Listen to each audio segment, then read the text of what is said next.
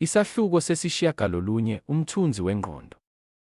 Ekuseni, lapho ilanga libhakabhaka ngaphezu kwethafamasi, uSibu wayesehlala eceleni komthombo omdala owayeseduze kwendlu yesangoma esasibizwa ngoMathwala.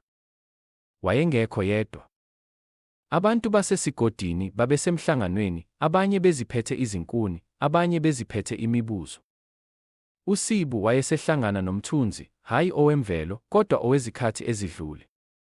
Leli yiphupho elamvusa ekuseni, amazwi aphuma kubantu abasha besizwe, ephikelela, kukhona okuphambene nomoya esiwuphefumulayo. Kukhona okusiphazamisa ngaphakathi, hayi ngaphandle.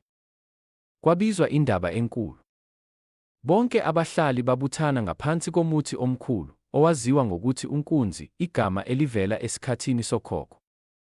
Lapha, uMathwala wavuka, wakhuluma ngezwi elalingaphethwe ukukhuluma izinyanga ezimbili. Kukhona imimoya evamile ukuhamba izifihla ebusweni babantu. Imimoya engazalwa ndawo kodwa ekhula ezandleni zokukhohlwa. Abantu babukela uSibu. Wema kancane, wafuna amazwi emoyeni. Abantu bayaphila ngaphandle kokuhlola imithombo yabo. Siphila sengathi imisebenzi yethu yizimpilo zethu. Kodwa impilo ayikhulelwa emahovisi noma ezitolo. Impilo ikhulelwa ezinhliziyweni. Kwathi kungakapheli mzuzu, intokazi igibele ethafeni izibiza ngonompumelelo. Yayithwele isigubhu esingakaze sisikwe. Lapho ishaya sona, umoya washintsha. Kwaba negesi egcwele indawo, hayi ngephunga, kodwa ngemizwa. Abanye baqala ukukhala, abanye bamamatheka ngaphandle kwesizathu. Ngaleso sikhathi, kwavela umthunzi wokuqala, indoda eyayibonakala kuphela emathunzini, kodwa izwi layo lalimnandi njengomsindo wemvula ethulile.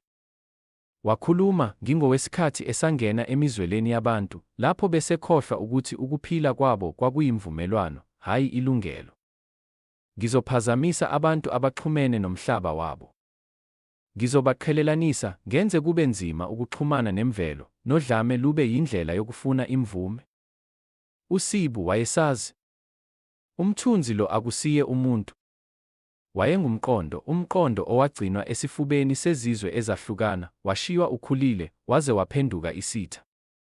Kwavela isixazululo, umzabalazo awusenzeki ngaphandle kuphela, kufanele uqale ngaphakathi.